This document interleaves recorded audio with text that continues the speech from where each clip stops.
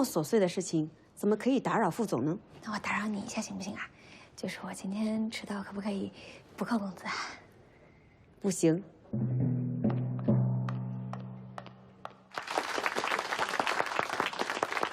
非常感谢施同学给我们分享的活到天年。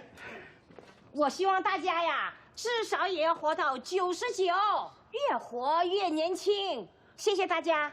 越活越年轻，早死早超生。今天呢，还有新朋友来参加我们的西洋读书会，看看年轻的血液会给我们注入怎样的新思想。掌声欢迎刘烈！大家好，大家好，我是榴莲。我今天要给大家推荐一本书啊，我相信读完这本书之后，在座的爷爷奶奶、叔叔阿姨一定会更加了解自己的内心，一定会开始聆听自己内心最真实的声音。这本书呢，就是《约会心理学》。我们都一把年纪了，约什么会呀？会心。爱他人呢，就要先爱自己。老年人的幸福生活是要靠自己去努力的，老年人的幸福生活也是需要你去多关注自己。他怎么了？不很正常的事情吗？说实话。老年人的心理需求也需要被呼吁的好吗？什么年代了，还怕这个？退出群聊，我自己会走，粗鲁。一帮食古不化的老东西，都什么年代了还歧视单身？单身不值得多快乐，哼！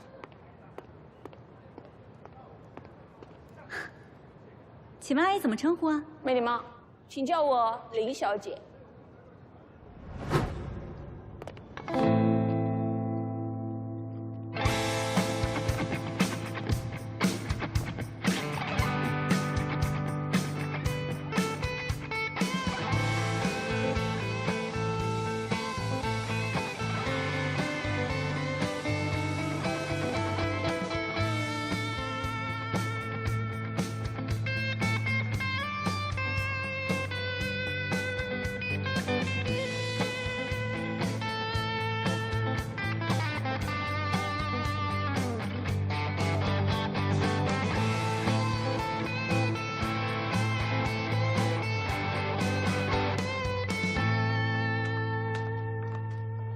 所有女同事，跟我进来。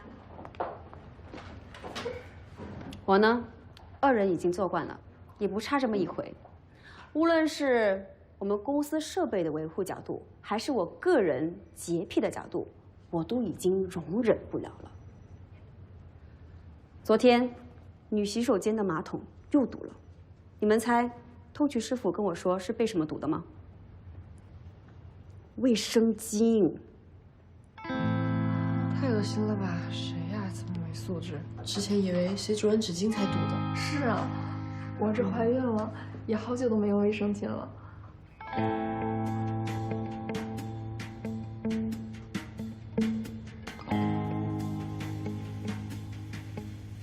我不会把卫生巾扔进马桶的。